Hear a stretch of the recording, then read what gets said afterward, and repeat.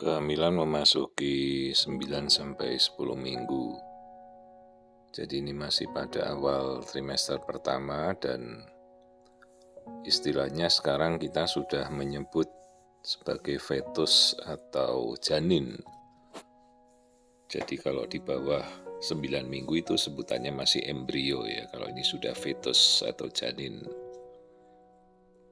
Jangan lupa untuk selalu mendengarkan detak jantung. Jadi apabila kita sudah bisa melihat embrio atau janin, maka mutlak ya detak jantung harus sudah bisa terdengar. Jadi jangan pula kita sudah melihat embrio wujudnya jelas tapi tidak ada detak jantung, ya artinya itu kehamilan yang tidak berkembang ya.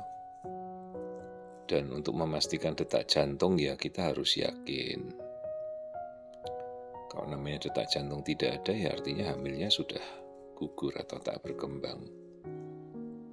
Ini kehamilan normal memasuki 9-10 minggu, kita bisa lihat kondisi kantung kehamilan ya. Jadi kehamilan itu berada dalam kantung kehamilan itu yang bulat itu ya, dibungkus oleh selaput ketuban atau amniotic sac.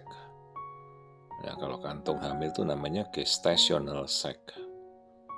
Nah, itu yang menempel pada dinding rahim atau dinding uterus itu ya tali pusat.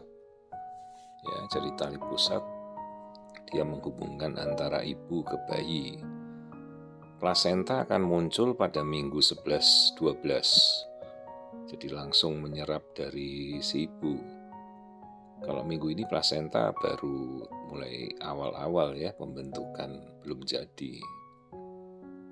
Kita meskipun 9-10 minggu bisa mengamati kondisi bayi awal ya, seperti melihat tempurung kepala harus utuh ya bentuknya. Kemudian awal-awal struktur anatomi tangan, kaki itu sudah mulai terbentuk. Ya, jadi kalau ini bentuknya masih kecil ya 9-10 minggu.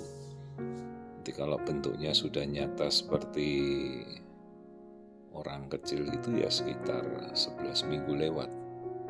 Nah, ini panjangnya sekitar 2,9 masuk 9 minggu 5 hari. Ya, jadi ini pertumbuhan yang normal.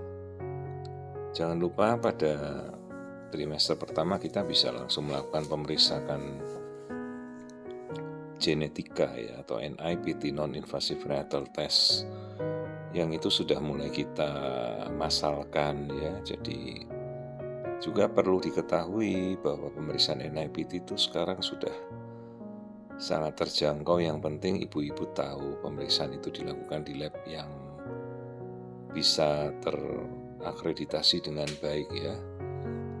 Juga dari pembiayaannya, karena banyak sekali sekarang provider penyedia layanan pemeriksaan NIPT itu harus benar-benar pemeriksaan itu ada perujuknya dari seorang dokter kandungan ya untuk mengkonfirmasi hasil NIPT. Nah, ini kita kembali melihat pertumbuhan janin, tunas tangan kakinya sudah jelas sekali terbentuk. Jadi kalau ini masih 9-10 minggu, nah ini kita bisa lihat kondisinya tampak keseluruhan normal.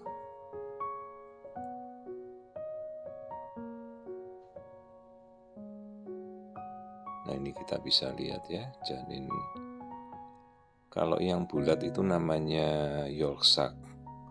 Itu adalah cadangan makanan janin hingga usia nanti 12 minggu. Baru berangsur-angsur yolk sac itu akan habis dan plasenta akan mulai menggantikan fungsinya. Ya, jadi ini 9-10 minggu kehamilan yang normal. Dan sekarang banyak sekali kondisi artificial intelligence yang bisa memperbagus, mempertajam gambar.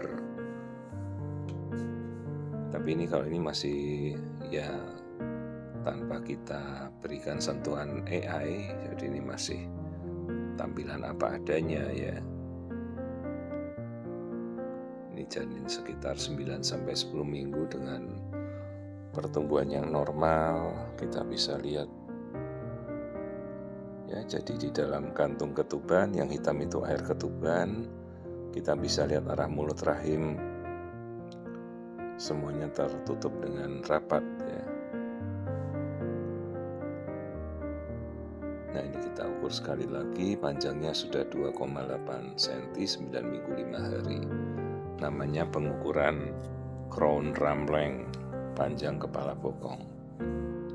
Nanti kita anjurkan si ibu untuk kontrol sekitar 3 minggu sampai 4 minggu 1 bulan ya.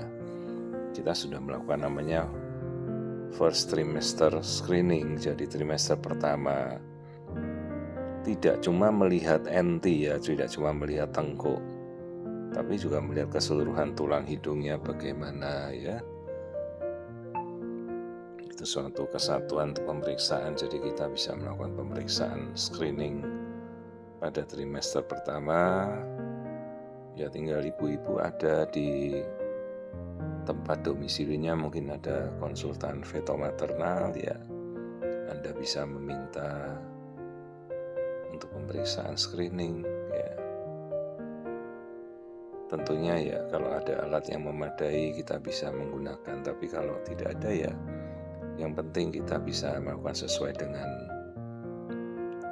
kompetensi dan kemampuan kita. Sekali lagi ini kehamilan 9-10 minggu yang hamilnya normal.